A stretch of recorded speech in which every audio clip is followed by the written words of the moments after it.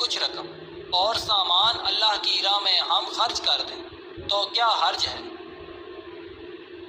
کہا ہمارے پاس ضرورت سے زیادہ سامان موجود ہے، اس لیے غریبوں کو کھانا کھلانا ضروری ہے۔ لیکن بیوی اپنی ضد پر اڑی رہی۔ شوہر نے کہا اچھا چلو میں تمہیں ایک قصہ سناتا ہوں۔ ایک شکاری شکار کھیلنے کے لیے جنگل میں گیا۔ تھوڑی دیر کے بعد اسے ایک ہرن نظر آیا۔ اس نے تیر مار کر ہرن کو زخمی کر دیا۔ ہرن زمین پر گر پڑا۔ شکاری بھاگ کر گیا اور ہرن کو فوری طور پر ذبح کر دیا۔ اس نے ہرن کو اپنے کندھے پر ڈالا اور گھر کی طرف واپس چل پڑا۔ راستے میں اسے ایک خونخوار جانور ملا۔ شکاری نے اپنی جان بچانے کے لیے ہرن کو نیچے زمین پر رکھا اور جانور کی طرف تیر چلایا۔ وہ جانور بری طرح سے زخمی ہو گیا، لیکن بھاگنے کے بجائے اس نے شکاری پر حملہ کر دیا اور دیکھتے ہی دیکھتے شکاری مر گیا۔ وہ جانور بھی زخمی ہونے کی وجہ سے وہیں گرا اور اپنی جان سے ہاتھ دھو بیٹھا۔ اب تینوں لاشیں وہیں سنسان علاقے میں پڑی تھیں۔ کچھ دیر بعد ایک بھیڑیا آیا جو کئی دنوں کا بھوکا تھا۔ اس نے تینوں لاشوں کو دیکھا تو بہت خوش ہوا۔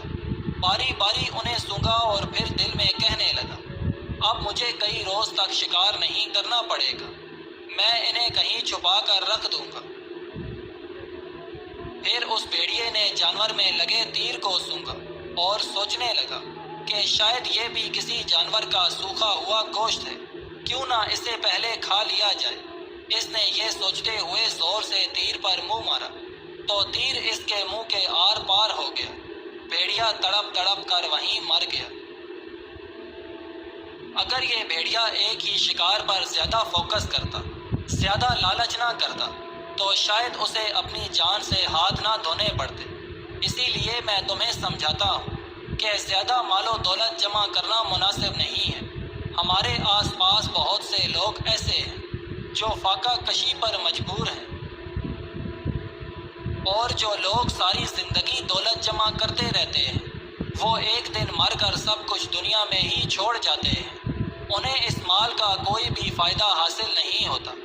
بیوی اس نصیحت کو سن کر بہت شرمندہ ہوئی اور کہنے لگی آپ ٹھیک کہتے ہیں، مجھے معاف کر دیں۔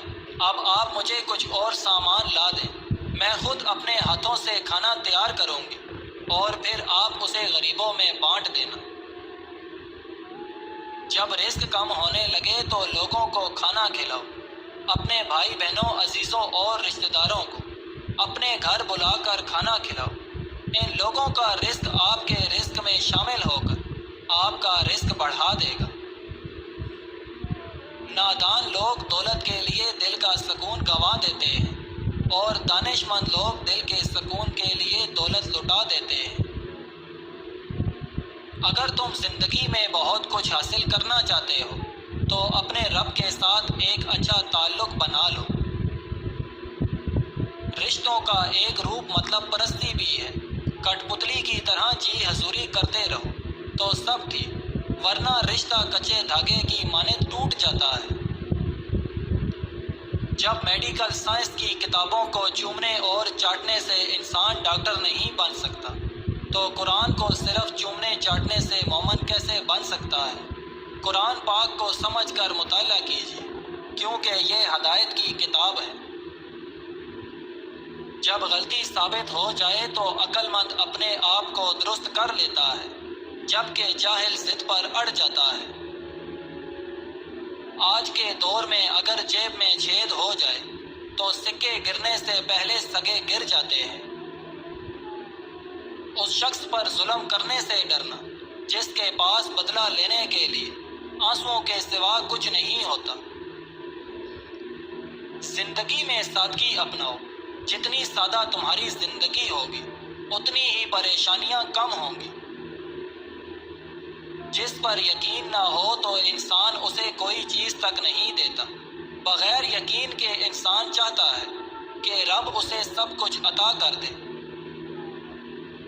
حضرت علی رضی اللہ تعالیٰ عنہ نے فرمایا کہ جس نے کسی کو اکیلے میں نصیحت کی اس نے اسے سنوار دیا۔ اور جس نے کسی کو سب کے سامنے نصیحت کی اس نے اسے بگاڑ دیا۔ جہاں پر روٹی مزدور کی مزدوری سے مہنگی ہو جائے وہاں پر ہمیشہ دو چیزیں سستی ہو جاتی ہیں، نمبر 1 عورت کی عزت اور نمبر 2 مرد کی غیرت۔ آپ کی قبر وہ خالی مکان ہے جو صرف اچھے اعمال سے ہی آباد ہو سکتا ہے۔ توبہ کے لیے کانوں کو ہاتھ لگانا ضروری نہیں بلکہ گناہوں کو ہاتھ نہ لگانا ضروری ہے۔ دوسرے آپ کو تب استعمال کرتے ہیں جب آپ ان کے ممکنہ ارادے سمجھنے کے بجائے ان پر خود اپنے سے زیادہ اعتماد کرتے ہیں۔ اگر کوئی آپ کو یہ کہے کہ حرام تعلقات کے بڑے جان لیوا کفارے ادا کرنے پڑتے ہیں اور یہ تعلق انسان کو منہ کے بل گراتا ہے تو ضرور یقین کر لینا، کیونکہ ایسا ضرور ہوتا ہے۔ انسانیت وہاں پر دم توڑ دیتی ہے جہاں پر ایک انسان کی مصیبت دوسرے کے لیے تماشا بن جائے۔ جو نرم مزاج ہو، خوش اخلاق ہو، جسے سن کر جسے دیکھ کر اللہ یاد آ جائے، اس کے پاس رہیں کہ پھولوں کے پاس رہنے